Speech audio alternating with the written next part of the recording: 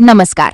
या क्षणाची संपूर्ण महाराष्ट्राला धडकी भरवणारी सर्वात मोठी आणि धक्कादायक बातमी समोर येत आहे.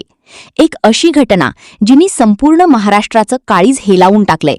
विचार करा, भरधाव वेगाने धावणारं एक वाहन, आत बसलेली हसती खेळती लहान मुलं आणि महिला, आणि अचानक अवघ्या 10 सेकंदात होत्याचं नव्हतं होतं. एक भयानक किंचाळी आणि सगळं काही शांत. सत्य काय आहे?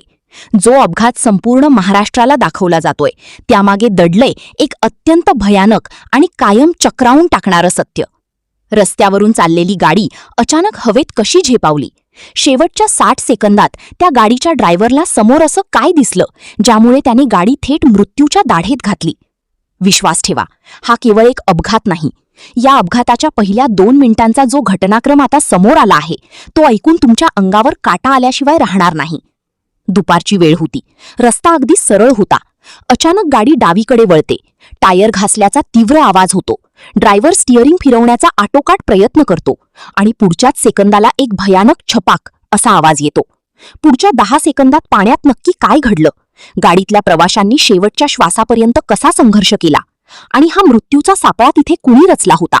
या संपूर्ण प्रकरणाचा थरारक घटनाक्रम, कंत्राटदाराचा नाकर्तेपणा आणि विहीर मालकाचं पाप आम्ही उघड करणार आहोत. कुठेही जाऊ नका, पाहत रहा सर्वात मोठी बातमी. आता पाहूया नक्की काय घडलं होतं. पंढरपूर तालुक्यातील रांजणी आणि इसबावी गावचे बावचे आणि चौगुले कुटुंब म्हसवडच्या सिद्धनाथाचं दर्शन घेऊन अत्यंत आनंदाने आपल्या घराकडे निघाले होते. पिकअप गाडीमध्ये लहान मुलांसह एकूण 15 प्रवासी स्वार होते. गाडी तांदुळवाडी गावाजवळ आली आणि अचानक काळ धावून आला. गाडी चालवणाऱ्या ड्रायव्हरची नेमकी काय चूक झाली ते समजून घ्या. गाडीचा वेग मर्यादेपेक्षा जास्त होता का, की ड्रायव्हरचं लक्ष विचलित झालं होतं?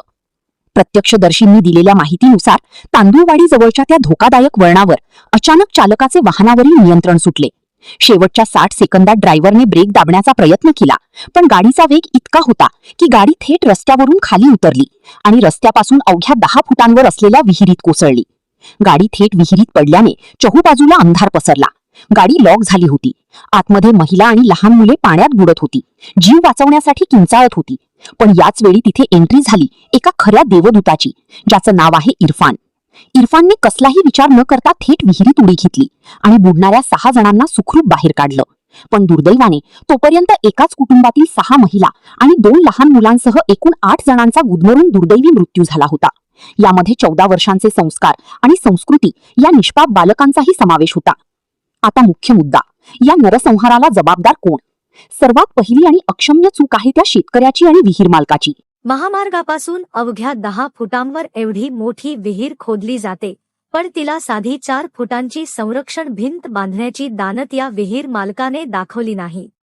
कायद्यानुसार रस्त्याशेजारच्या विहिरीला पक्के कुंपण किंवा भिंत असणे बंधनकारक आहे. जर तिथे भिंत असती तर गाडी विहिरीत पडता भिंतीला धडकली असती. लोक जखमी झाले असते, पण 8 निष्पाप जीव वाचले असते. विहीर मालकाच्या या हलगर्जीपणामुळे गुन्हा फक्त विहीर मालकाचा नाही, तर त्याहून मोठा गुन्हा रस्ते कंत्राटदार आणि सार्वजनिक बांधकाम विभागाचा आहे. जेव्हा हा हायवे तयार करण्यात आला तेव्हा रस्त्याच्या इतक्या जवळ विहीर असताना तिथे मजबूत लोखंडी रेलिंग का बसवण्यात आली नाही? तिथे धोकादायक वळण किंवा ब्लॅक स्पॉटचा साइन बोर्ड का नव्हता? रस्त्याचं सेफ्टी ऑडिट करणारे सरकारी अधिकारी एसी केबिनमध्ये बसून काय करत होते?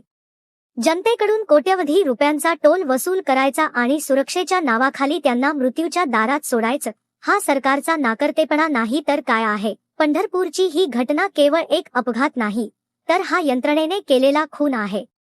आज एका कुटुंबाचे 8 दिवे विझले आहेत. उद्या ही वेळ तुमच्या आमच्यावरही येऊ शकते. जोपर्यंत त्या निष्काळजी विहीर मालकावर आणि भ्रष्ट कंत्राटदारावर सदोष मनुष्यवधाचा गुन्हा दाखल होत नाही, तोपर्यंत या मृतांना न्याय मिळणार नाही. या संपूर्ण भोंगळ कारभारावर तुम्हाला काय वाटतं? मुख्य दोषी कोण? ड्रायव्हर, विहीर मालक की सरकार? तुमच्या प्रतिक्रिया कमेंट बॉक्समध्ये नक्की द्या आणि हा व्हिडिओ इतका शेअर करा की सुस्त प्रशासनाला जाग आलीच पाहिजे. पाहत रहा आमचे चॅनेल. धन्यवाद. जर तुम्हाला या माहितीमध्ये अजून नवीन घडामोडी किंवा पोलीस कारवाईची माहिती जोडायची असेल तर सांगा. पडल्यानंतर ते बाळ बघितल्यानंतर आधी मी उडी टाकली. त्या ड्रायव्हरचं कंट्रोल सुटलं गाडीवरून. 200 फूट पाठीमागच त्या गाडीच्या पाठीमागे मीच होतो. म्हणजे गाडीच्या पाठीमागे बी गाडी नव्हती आणि पुढे बी नव्हती. ही ऑलरेडी आत्महत्या करण्यासारखं करूनच ठेवले ना. ऐकतोय पंढरपूर तालुक्यातील रांजणी गाव आहे आणि या गावातील चौगुले कुटुंब मसवडच्या सिद्धनाथाचं दर्शन घेण्यासाठी गेलं होतं आणि ते परतत येताना हीच ती धोकादायक विहीर आहे. आपण पाहू शकतो की थेट ही विहीर जी आहे ही रोडच्या कडेला आहे. याच पिकअपचा काही वेळापूर्वी अपघात झाला आणि त्यामध्ये 8 जणांचा जीव दगावला. यामध्ये लहान मुलांचा देखील समावेश आहे. पंढरपूर तालुक्यातील रांजणी गाव आहे आणि या गावातील चौगुले कुटुंब मसवडच्या सिद्धनाथाचं दर्शन घेण्यासाठी गेलं होतं आणि ते परतत येताना हीच ती धोकादायक विहीर आहे. आपण पाहू शकतो की थेट ही विहीर जी आहे ही रोडच्या कडेला आहे. बॅरिकेड्स नाहीत आणि ही जी पिकअप आहे ही पिकअप व्हायबल झाल्याचं इथे स्थानिक नागरिक सांगतात आणि थेट ही पिकअप व्हायबल होऊन या विहिरीमध्ये पडली आणि यामध्ये 8 जणांचा मृत्यू झाला. यामध्ये लहान मुलांचा देखील समावेश झालेला आहे आणि आपण जर पाहिलं तर अशा पद्धतीचं आता रस्त्याची कामं सुरू आहेत आणि धोकादायक विहिरी अशा रस्त्यावरती अनेक आहेत. तर अनेक घटना घडत आहेत. मात्र जीव गेल्यानंतरच प्रशासनाला जाग येते असं प्रत्येक वेळा घडलेलं आहे आणि अतिशय हृदय पिळवून टाकणारी घटना आहे.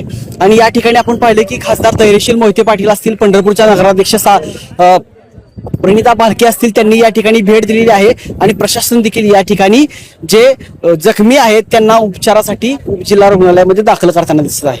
आपल्यासोबत इरफान मुजावर आहे की ज्या युवकानं 5 ते 6 जणांचा या ठिकाणी जीव वाचवला. त्यांच्या डोळ्यात देखत ते जे पिकअप आहे ते विहिरीत पडलं आणि त्या क्षणाला त्यांना विहिरीमध्ये उडी टाकून तो जी घटना आहे त्या घटनेचे ते साक्षीदार आहेत आणि त्या ठिकाणी त्यांनी अतिशय चांगलं काम केलं. काय झालं होतं नक्की? त्या ड्रायव्हरचं कंट्रोल सुटलं गाडीवरून. 200 फूट पाठीमागच त्या गाडीच्या पाठीमागे मीच होतो. म्हणजे गाडीच्या पाठीमागे बी गाडी नव्हती आणि पुढे बी नव्हती. तर कंट्रोल सुटल्यानंतर त्यातले जेवढे वर 7 जण आले त्यांना वाचवण्यात आले आणि जे 8 खाली अडकून गेले खाली त्यांना काढता आलं नाही. तुम्ही कुठं चालला होता? काय दिसलं तुम्हाला? म्हणजे मी गाडीच्या पाठीमागच मी चाललेलो. पंढरपूरला चालला? पंढरपूरला नाही, इथं पंपावर चाललेलो, पेट्रोल पंपावर. गाडी पडल्या तुम्ही उडी टाकली? हो, गाडी पडल्यानंतर ती बाळ बघितल्यानंतर आधी मी उडी टाकली त्यात आणि बाळाला काढलं तुम्ही? हो. आणि परत जी बाकीची जी आहे अँब्युलन्स वगैरे ह्या गोष्टी किती वेळामध्ये आल्या? कोणी बोलवल्या? त्यांना वेळेला मला वाटतं एक अर्धा तास होऊन गेला. म्हणजे तुम्ही स्थानिकच आहे का नागरिक? हो, स्थानिकच आहे. काय या विहिरीबद्दल काय तक्रारी गावकऱ्यांच्या आहेत? ही दुसरी घटना आहे म्हणून समजतं. अजून एक विहीर पुढे आहे अशी, तिथे देखील एक माळव्याची गाडी पडली होती. हो, पडलेली. विहिरीला संरक्षण भीत बांधली पाहिजे, त्याला कटरा बांधला पाहिजे. म्हणजे रोड बी म्हणजे एवढ्या ह्याचं नाही, पुढे खड्डे आहेत. मोटरसायकल वाले बी लई जण गेलेत. म्हणजे मला वाटतं यात एक 40 ते 50 जणांना धडकून गेले आहेत सगळेजण या रोडवरती. या रोडवर. हो. याला कोण दोषी आहे? म्हणजे कॉन्ट्रॅक्टर दोषी आहे का कोण? ही विहीरचा मालक कोण दोषी आहे यामध्ये? आता हे कॉन्ट्रॅक्टरच म्हणावं लागेल ना. फेरीला कटरा बांधणं काय ते त्यांचंच काम आहे ना. काय